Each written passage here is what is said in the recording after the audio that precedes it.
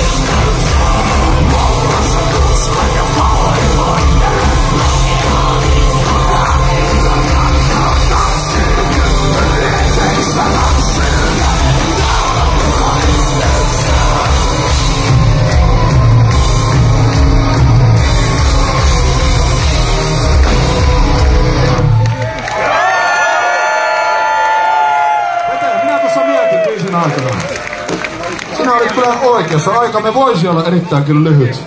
Pystyis olemaan. Koska tavallaan täällä kyllä tapahtuu aika paljon kaikenlaista paskaa, vai mitä mieltä te olette? Onko maailmassa paskaa? Onko sitä liikaa?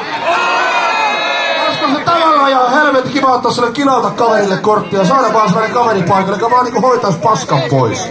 Eikö se olisi helppoa? Sitä kutsutaan vessapaperiksi.